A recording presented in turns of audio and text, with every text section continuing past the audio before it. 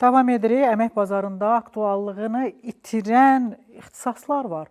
Oxursan, sonra əmək bazarında görsən ki, bu ixtisas sahiblərinə iş yoxdur. Aynurə Məmmədova danışır.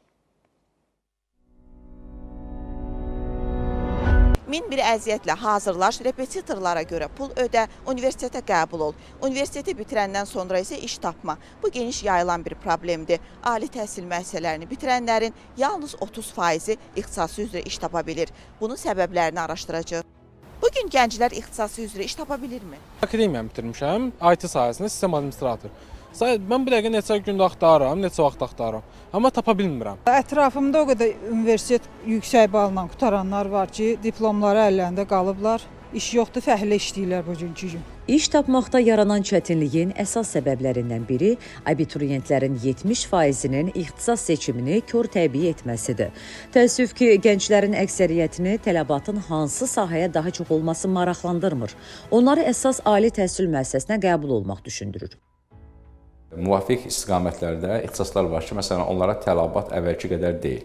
Məsələn, deyək ki, bura muzey arxeoloji abidələrinin qorunması sahəsi, turizm sahəsidir, sənətşünaslıq istiqamətidir. Yəni, bu kimi sahələrdə artıq əvvəlki kimi tələbat o qədər yüksək deyil. Təhsil müəssisələri əmək bazarının tələblərinə uyğunlaşmaq üçün müəyyən ixtisaslar var ki, onları sıradan çıxarmalı, müəyyən ixtisasları birləşdirməli və müəyyən yeni ixtisaslar üzrə kadr hazırlığını həyata keçirməlidirlər.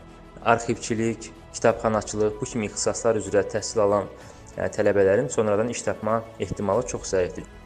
Bəs ali təhsil müəssisələri əmək bazarında tələbatı araşdıraraq aktuallığını itirən ixtisasları ləğv edib yenilərini yaradırmı?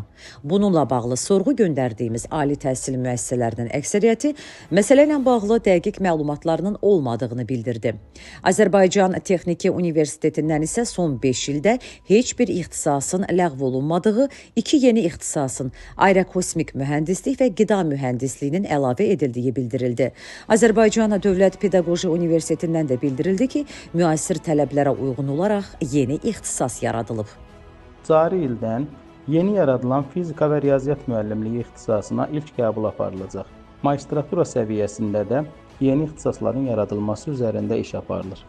Elm və Təhsil Nazirliyindən bildirildi ki, Nazirlər Kabinetinin qərarına əsasən ali təhsilin bakalavriat səviyyəsi üzrə 7 yeni ixtisas, riyaziyyat və fizika müəllimliyi, data analitikası, kənd təsərrüfatı texnologiyaları, heyvandarlıq, qidalama və dietologiya, proqram təminatı mühəndisliyi və qida texnologiyaları təsnifata əlavə olunub. Ekspertlər isə yeni yaradılan fakültələrlə yanaşı növbəti 5 ildə bir sıra ixtisasların ləğv olunacağını hesab edirlər.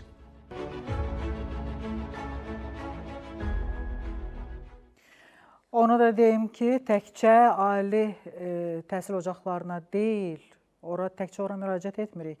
Bizim o qədər gözəl peşə məktəblərimiz var, o qədər ciddi, belə çəkili, maddi texniki bazası var. Nə istəyirsiniz var? Məsəl üçün, avtomobil təmir etmək üçün, yəni A-dan Z-yə hər şey var orada. Bəzən insanlar gedirlər hansısa ustanın yanına, orada öyrədirlər. Usta yarısını öyrədir, yarısını öyrətmir. Bəlkə özü də nəyisə düz bilmir. Amma təhsil ocaqlarında, peşə məktəblərində hər şey öyrədirlər. Üstəlik, saç, makiyaj, dırnaq, nə bilim, peşəyə aid nə varsa dövlət onu öyrədir, hətta əlavə stipendiya da verir. Sonra ustanın yanına gedəndə orada həmin o ustanın pulunu da tələbə götürüb axı, onu da ödəyir. Xeyli imkanlar var. Əgər ali təhsil alıb da getməyəcəksinizsə, peşə adamısınızsa, ustasınızsa, biləsiniz ki, əllə görülən işlər həmişə tələb olunacaq. O insanlar ac, çörəksiz qalmayacaqlar. Əgər əlinizlə işləyəcəksiniz, hansısa peşənin dalınca gedəcəksə, gedin peşə məktəbində təhsilinizi alın və yüksək peşəkar olun. Sonra da dünya sizindir. Rahat-rahat həyatınızı yaşaya bilərsiniz.